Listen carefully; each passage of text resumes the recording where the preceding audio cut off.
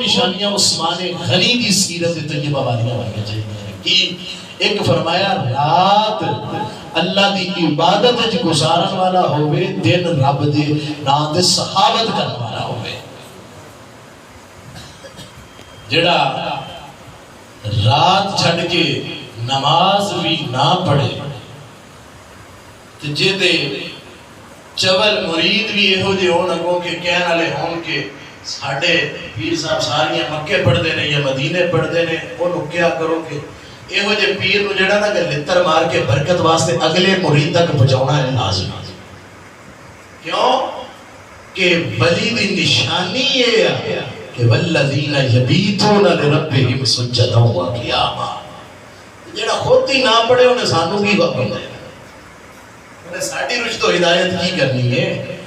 تو فرمایا ایک تے عبادت کرنے والا ہوئے، دوسرا سخاوت کرنے والا ہوئے، سخی ہوئی۔ بابا گلے شاہ رحمت اللہ تعالیٰ نے ایک شعر ہے، اس نے وہ آخری مصرع میرے ذہن سے کہ انہوں آکھیا سیگا کہ آن فقیر درد میرے مفہوم اس نے انہوں نے شعر دا سیگا کہ میرا چلہ جلدہ رہے، میری دعا ہے اللہ دی بارگاہ اس کے میرا چلہ ہمیشہ جلدہ رہے کہ لوگ تو کھا کھا کے جان گے تے اللہ دی ذات بھی میرے تے راضی ہو جائے گی، میں بھی راضی ہو جاؤں گا۔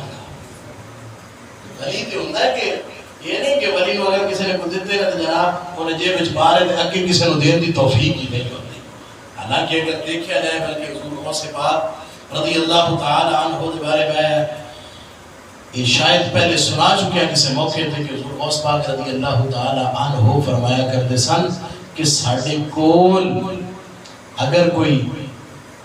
کسی دی طرف نظرانہ آندہ ہے نا تو سانو اس وقت تک عبادت دے اندر بھی لذت نہیں آندی جس وقت تک ایسی سارا رب دی راہ تقسیم نہیں کر دیتا۔ سبحان اللہ۔ بلکہ حضور حضرت سیدنا بابا فرید رحمت اللہ تعالی علیہ پاک پتندہ ہو تاجدار کہ جے دی وجہ تو پاک پتن بنیا، جنہوں حالانکہ پاک پتن پہلے اجودن اکھے لگتا سیا۔ یہ تے حضور غوث پاک رضی اللہ عنہ حضرت سیدنا بابا فرید گنج شکر رحمت اللہ تعالی علیہ دی اچھے جلوہ گری ہوئی تے پاک پتن بن گیا کہ وہ جگہ پاک ہو گئے۔ پتن تے وہ علاقہ سی جو دریا سترج دا علاقہ ہے نا سارا، پتن تے اس واسطے آکھے جاندے سی کہ پتن ہوندی سی گزرن واسطے تے وہ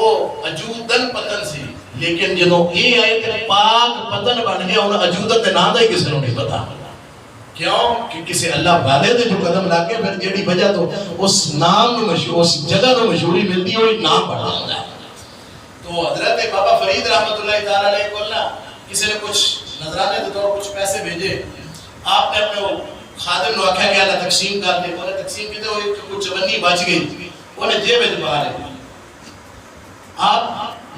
عشاء دی نماز واسطے جو کھڑے ہوئے نا تو عشاء تو پہلے وہ ایسا تقسیم جو ہو گئے، عشاء دی نماز پڑھن لگے تو نماز دے اندر وہ لذت نہ آئی۔ نماز پڑھ کے نا آپ اپنے اس غلام نے متوجہ ہوئے، خادم نے متوجہ ہوئے، فرمایا کہ جڑے پیسے تقسیم واسطے دیتے سن انہوں نے جو بچائے